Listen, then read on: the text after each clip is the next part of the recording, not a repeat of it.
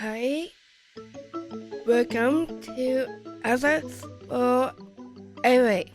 This program is dedicated to the education and exploration of disabled life, giving voice to the life and experience of people with disabilities. We cover a wide array of issues and disabilities. We are people who discuss issues we are passionate about and topics we are interested in. We show how disability is in the mind of the beholder. My name is Monkey Green. I will be the host for this month's episode. Today, Adam will interview Liam and Kirsten from the Autism Asperger Friendship Society. The program connects art and media. They will be talking about the After movie project. So welcome to the show, Liam and Christian, and welcome to Accessible Airwaves. Thanks for having us. Yeah. Thank you. So hi, Liam and Christian. Could you tell us a little bit more about the Autism's Asperger Friendship Society, known as AAFS? Yeah, for sure. So AAFS is a non-for-profit organization here in the city of Calgary. It's a social recreational program for people on the spectrum. Not exclusively. We also support a lot of other people as well. We've been around since 2004, and so we're approaching that 20-year mark pretty quickly. But we provide a lot of different kinds of programming. So we have, an adult day program. We have an after-school program. We do a lot of community and care-based stuff.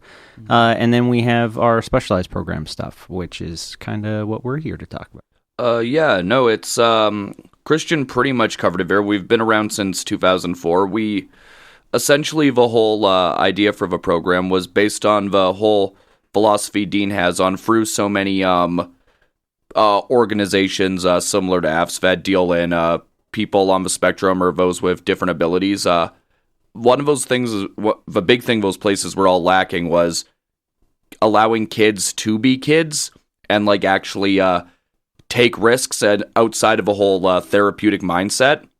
So the whole organization has been very much based around that. I emphasize to our parents, we are not therapists where, I describe my job as literally, I take kids or young adults out into the community to just have fun, and it's my job to make sure that things go properly and that people are having fun and nobody's getting hurt and et cetera, et cetera. Yeah. Liam mentioned Dean Svoboda. He's our executive director, so he started it in 2004, and it's been on a roll ever since.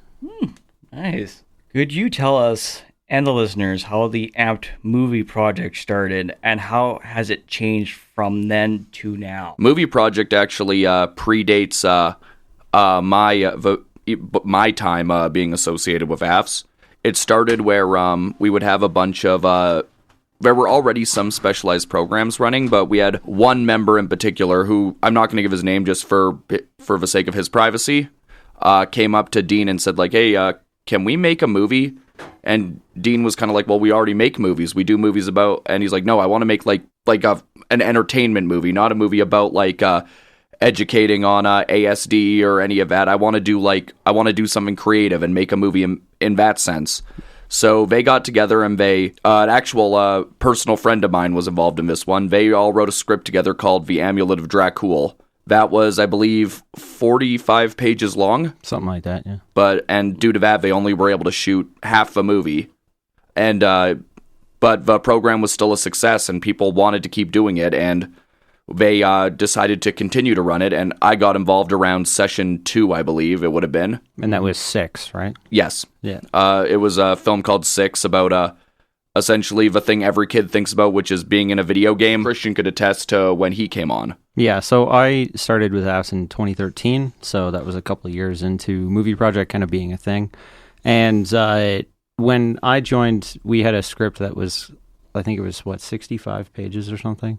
It was quite long, and there was no way we were going to finish it. But we tried our best, and, it didn't really work. And then a couple more sessions later, we decided that we wanted to pare things down like pretty drastically. So this was probably like 3 years into me being there or something? Yeah, about that. This would have been I think it was 2016 when we really found our footing on how to run it. Yeah, so it took a while, and I think part of it was that we were doing the program in the middle of the week on a Wednesday in the evening time. And it wasn't until we decided to transition it over to Saturdays and run it for a longer period of time that we discovered that we were actually able to get things done. Liam, Christian, how does making of the short films come about, and what is the process? And you've been talking about a lot about your different process, like 20 pages long of like how you make your movies. Like, how does that work out for you guys?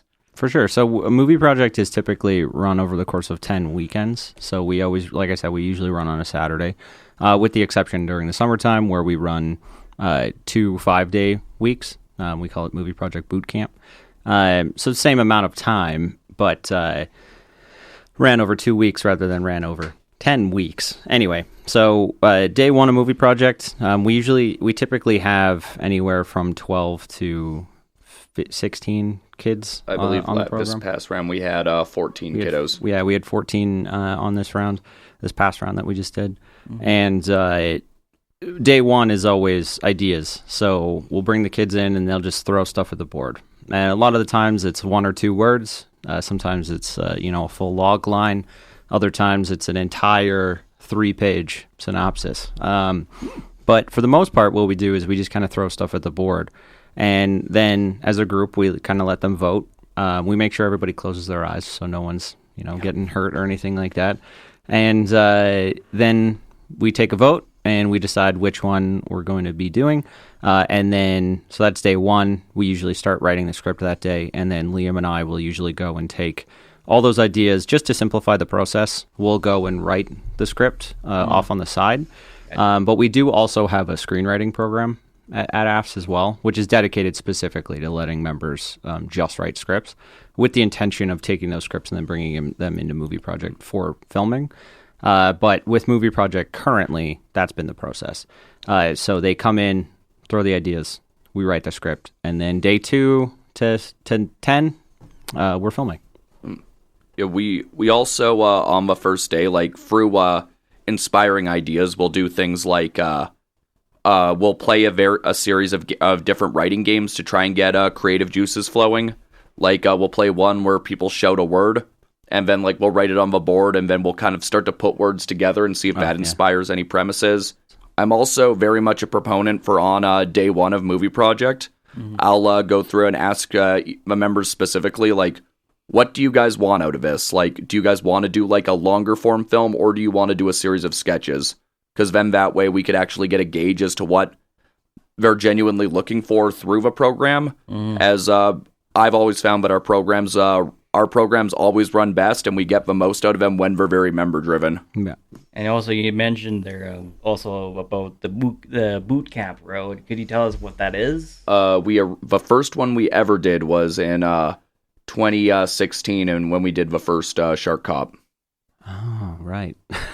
And then it was kind of gone for a bit, and then we brought it back for 2021 when we were like, we could finally run program again. Oh, geez, I totally forgot that. Yeah, so I guess the first one we ever did was for a franchise that we have called Shark Cop. It's exactly what it sounds like. He's half man, half shark, all cop. And it is probably one of the most magnificent film series you will ever witness. But basically, it's the same premise, but done in more of a day camp sort of way. We don't like to call it a day camp specifically, just for funding purposes and whatnot. Mm-hmm. But it's more or less that sort of model. So members will come in Monday to Friday from 10 a.m. to 4-ish, and we do the exact same process.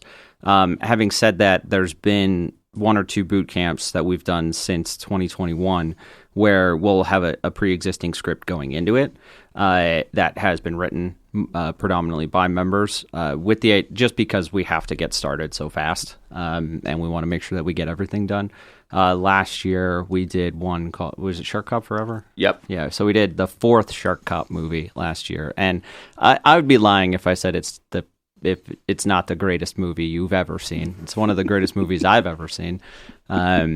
But Liam's actually in it. He's got a starring role as a character named Brad Birtlestar, who has an awesome robot hand, and it's phenomenal.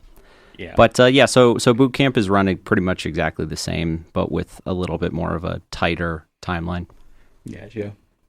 Yeah, and with Christian alluded to that, at least for this past round, we sent the script out to all the families who were signed up beforehand, and then we allowed members to like make claims or like say what roles they'd want to play or like what they'd want to do behind the scenes, so that we could really just get into it.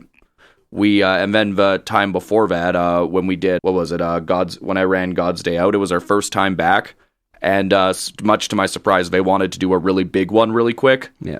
So the biggest thing about boot camp is that we are given the opportunity, because the hours are longer, to do longer scripts.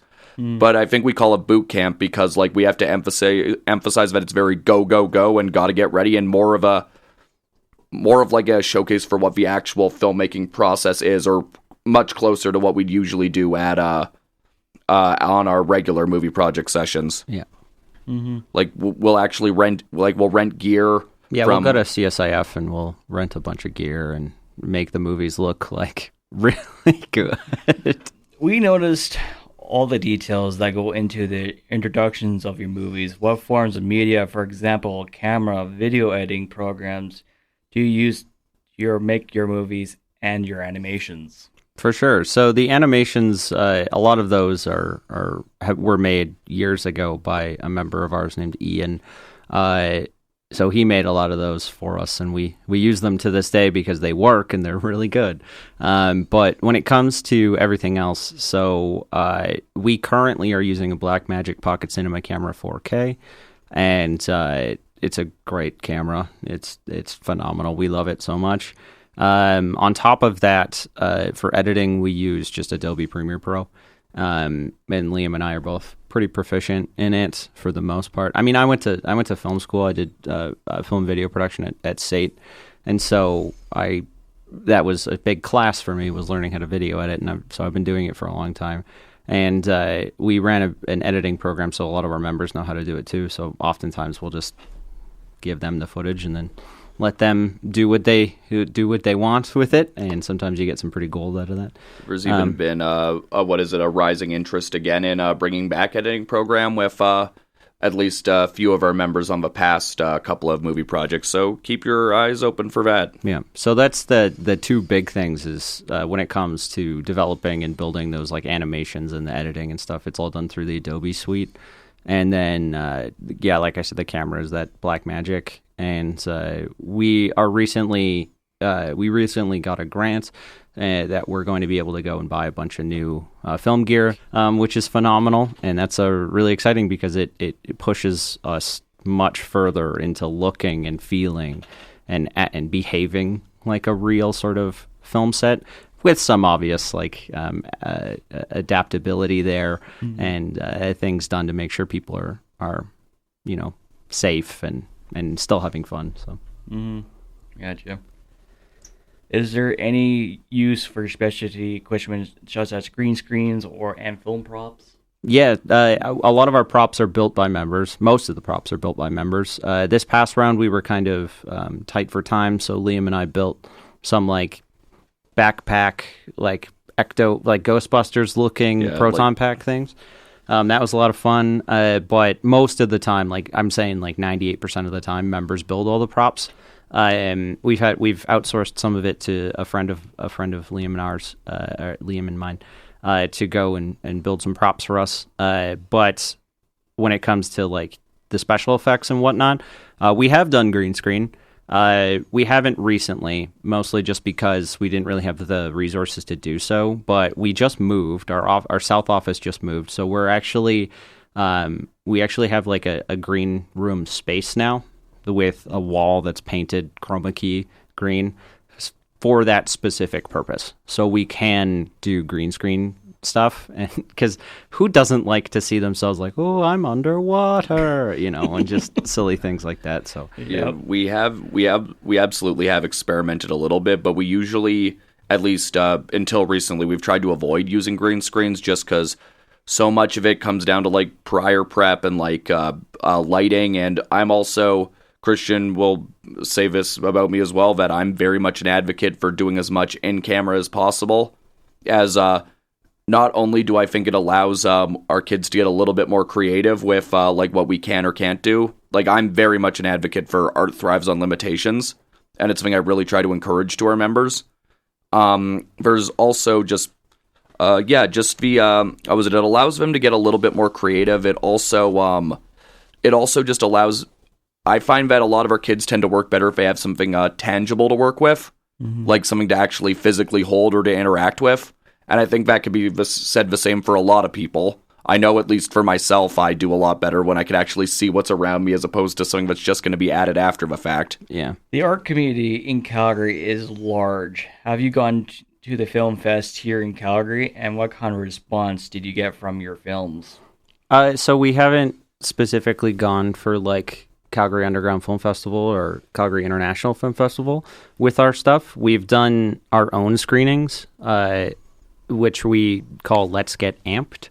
So we've done, I think, 3 of those, right? And then we also used to do a thing with AAFS called Emerging Autism, which we're planning on bringing back in some capacity, ideally this year, if not next, which celebrates more, neurodivergent people's art and things of that sort. But when it comes to us putting our stuff out there, we kind of just let it live on our YouTube channel and do these special events and invite people from the community to come in and come witness it. I remember back in like 2011, I think would have been when back when 6 was made. There was a film festival that I remember the movie was shown in. It was exclusively for people with different abilities. I just couldn't tell you off the top of my head what it was called. Yeah. But I remember my school did a field trip to go check it out. Where does the funding for your projects come from? Do you ever fundraise bringing community awareness to and added finances? AAFS itself is funded by PDD and FSCD as well. So we do a lot of direct billing. So we do charge respite for our programs. It's just standard sort of community aid respite support during the time that members are on program. When it comes to movie projects specifically, it is very grant driven. So we do apply for a lot of grants in the city and use that money to kind of buy new gear, as I mentioned before, and build the props and everything like that. So and also movie project, we do have a program fee that's associated with it.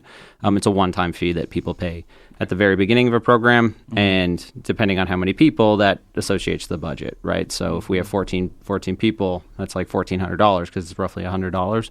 So you have like $1,400 that you can then go and that's a substantial amount of money to make a very, very low budget film. And I think Shark Cup Forever was like $1,200 to make that movie or something like that. But that's not bragging or anything. That's just the facts. I think if anything, that's just a showcase for how far the program has come and how we are able to start, in certain cases, experimenting with larger productions like that. Yeah, I mean, we used to do a lot of stuff with just cardboard. We still do. We believe that the work that the AAFS movie project does is very important.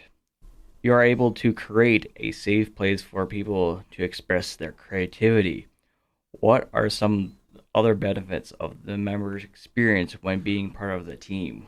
Yeah, so as it kind of stands with all programming at AAFS, it is about friendship. So ultimately, that's what we're going for. If the kids happen to make a movie while they're at Movie Project, that's just a consequence of us bringing them together. So it's never really the ultimate goal. It's a goal, but it's not the goal. The goal is to ensure that our members can kind of have that safe space to get along and get to know each other and become friends. And a lot of our members then go and make movies without us outside of AAFS, which, I've always said it that AAFS is, I'm trying to work myself out of a job because I want these kids to go and make, members to go and make these movies on their own. So that's kind of what the goal is friendship. The other side of it too is leadership skills. So we just developed a a system for movie projects, or a rotation system. So at the beginning of the day, you'll be doing like, boom op, you'll be doing all the sound. And then by the end of that afternoon, you're now directing the scene. So it like shift, like you get to shift through every single role and opportunity, and learn what it means to kind of be a leader in each respect itself until you get up to the point where you're basically in charge of the production. It also allows our kiddos to just try out different things, like figure out really figure out what their niche is or what they really enjoy when it comes to making a movie. And I feel like through trying each like different major job on the set really allows them to find that. Like sometimes we'll find that somebody isn't really interested in directing, but they love operating the boom or dealing with the lights or assistant directing. It just it really gives everybody the chance to try different things. I'm also very much an advocate for working on a film set. Not only teaches friendship, but it also helps encourage cooperation and compromise, which is something that I've seen some of our members struggle with, but really figure that out when it comes to like actually working on a set or on a film production together, as film is, at least it should be in a perfect world, very much a collaborative medium in nature. Christian, you have mentioned that your clients gone on to making their own films, and you made films over the years. Do they also do other things too as well, to direct or make their own movie projects as well, something like that? Yeah, for sure. So like I said before, a lot of our members will go and do these things on their own at home. Many of our kids have YouTube channels and make short films and sketches and stuff on their own, many of which we've probably never seen because they make so many of them now that it's hard to keep up. But so a lot of them do that sort of stuff. But a number of our other members have. You can never really graduate from movie project because we're an all ages group. But many of our members do age out, and when they do age out, they tend to, and it's by their own discretion, I should say, that they then go and start doing stuff on a larger scale. So we have one member who recently just graduated from the film and video production program at SAIT, another one who's up in Edmonton doing theater management, I believe. He even worked as our assistant editor for a little bit. Yep. One of our kids, a huge band, like he's in a band now, and they make their own stuff like music videos and everything of that sort. So they definitely go and do stuff on their own. And I think a huge part of it, I mean, tooting our own horn here, but I think a huge part of it is us kind of kicking them in the butt and letting them have that opportunity to go and do this stuff and create and make. So even last year, one of our former members reached out to us and directly asked to interview us for a project he was doing for SAIT and the film and video production curriculum he was in. I just wrapped up running screenwriting, and I had a lot of them have been on movie project before, and one specifically said that he came there because he wanted to learn how to write a script so he could take it home and make it with his friends. Like we kind of alluded to the fact that we are typically with that program, we're hoping that we could take the scripts and that are written there and use them for a movie project. But if members want to take them and make them of their own accord at home, I am completely and utterly in support of that. Yeah, they're their scripts. Liam and Christian, could you tell us where the films and movies that the AMPT movie project have made and can be found or accessed? For sure. So you can just go to YouTube, search up AAFS Movie Project. That's AAFS Movie Project. You should be able to find it. The YouTube channel is actually called AAFS Movie Project and Educational Development. That's what AMPT stands for, but just searching AAFS Movie Project will get you where you need to go. There's quite a lot there. Another one I want to shout out as well is ZS Films, which you can find through our YouTube channel as well. ZS Films is done by one of our members. His name is Zane. He has a stop-motion animated series that he makes pretty much entirely by himself with a little bit of help from Liam. That's called Vial of Terror, and Vial of Terror is like I said, a stop-motion animated series that's kind of like this big fan film crossover thing. pretty much pretty much the dream crossover of any like kind of nerdy or geeky person. You've got Nintendo, you've got Marvel Comics, you've got Star Wars, you've got DC. Yeah, it's pretty wild. But yeah, that's where you can find it. Just on YouTube is the best place to go. Could you tell us and the listeners how they can join AMP, the movie project, and how do they need a previous experience? So for previous experience, none whatsoever. In fact, it's almost better if you don't have any at all, because your peers are there to support you and kind of guide you through that process. And we do have a lot of regulars that come through the program who are there and more than happy to help other people learn. But to join AAFS itself, it's pretty simple. You just go to our website, so aafscalgary.com. There's a little button, big button, medium-sized button, up at the top that says Become a Member. You click that, you follow the steps, you pay a $25 fee just to join the website, and then after that you can access the events calendar where you'll be able to register for any and all of our programs. So that includes Movie Project and all the other media and arts stuff, but as well as, community care and all that stuff too. And if it does happen to say full on it, try to sign up anyway, and you could get onto a wait list. Yeah. And we'll do what we can to ensure that you get onto the program in some capacity. To close out the interview, we would love to hear about your experience, memories, and what your favorite films and your favorite experience with the AMPed movie project. Oh, well, that's a bit of a loaded question here, because there have been so many. Honestly, most of my fondest memories come from was at boot camp, at least the past two, because we've had a number of members who have been regulars, and really seeing them come together and do something much, much bigger, and really, for lack of a better term, show what they are capable of, and give them the chance to work in a more arguably professional setting or with equipment.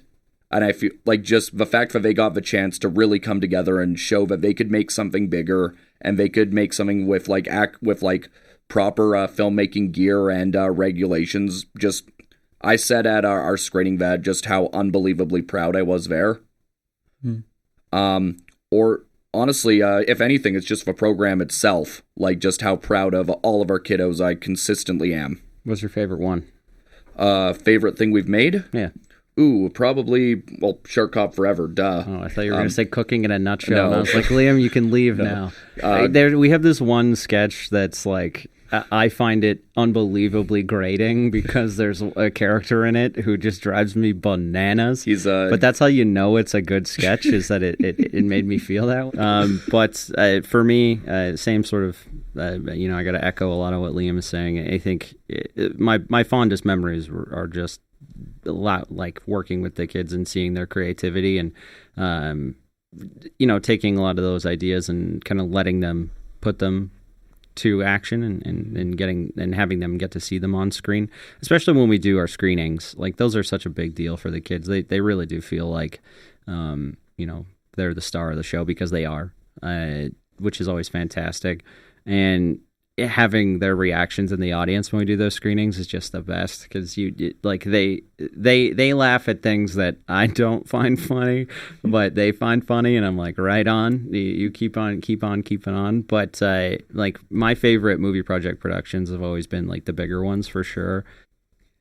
Did we miss anything during this interview that we didn't discuss on, that you didn't touch on or want to add?